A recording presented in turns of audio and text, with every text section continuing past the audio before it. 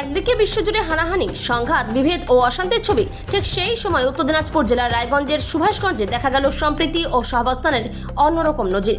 সাধারণত কুকুর ও বিড়ালকে একে অপরের শত্রু হিসেবে মনে করা হয়, কিন্তু সেই চেনা ধারণাকেই যেন ভুল প্রমাণ করল সুভাষগঞ্জের একটি বাড়ির পোষ্য দুই প্রাণী। একটি কুকুর ও বিড়ালকে বেশ কিছুক্ষণ ধরে একসঙ্গে খেলতে দেখা যায়।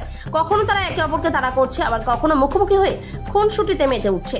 কখনো বিড়ালটি কুকুরটির কাছে চলে আসছে, আবার কুকুরটিও আপন মনে তার সঙ্গে খেলছে। তাদের মধ্যে নেই কোনো আক্রমণাত্মক মনোভাব, বরং রয়েছে নিখাত বন্ধুত্ব ও আনন্দ। মুহূর্তের সেই দৃশ্য যেন দিয়ে গেল এক গভীর মানবিক বার্তা।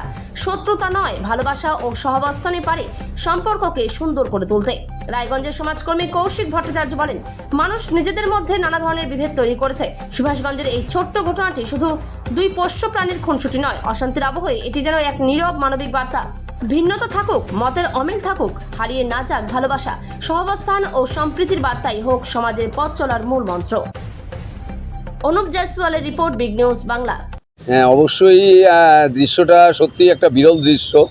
আমরা যেখানে পৃথিবীতে সবচেয়ে বুদ্ধিমান জীব মানুষ বলে, সেই মানুষ যখন এত বুদ্ধি নিয়েও মানুষ, শিক্ষা নিয়ে মানুষ বিভিন্ন জাতি ধর্ম বিভিন্ন বিষয় নিয়ে ভেদাভেদ করে হানাহানি করছে, সেখানে কিন্তু অবলা জীব তারা একে অপরের, আমরা জানি শত্রু যে জীব দুটোকে দেখতে পাচ্ছি, একে অপরকে বিভিন্ন সময় তারা সংঘর্ষ করার কথা, কিন্তু তারাও কিন্তু এই ধরনের একটা খেলার মধ্যে দিয়ে নিজেদেরকে তুলে ধরছে যে তারা সকলে এক, তাদের মধ্যে কোনো শত্রুতা নেই, কোনো তাদের কোনো ধর্ম নেই বা কোনো কিছু নেই, তারা একবারে এক হয়ে খেলছে।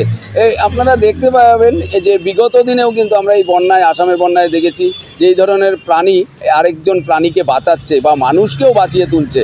যেখানে আমরা বিভিন্ন সময় দেখি যে হাতি মানুষকে, বুনো হাতি মানুষকে মারে, সেখানে বুনো হাতি কিন্তু বিগত কয়েকদিন আগে বন্যার সময় কিন্তু আসামে বুনো হাতি কিন্তু মানুষকে বাঁচিয়ে তুলেছে জল থেকে। এই দৃশ্যগুলোও আমরা দেখতে পাই।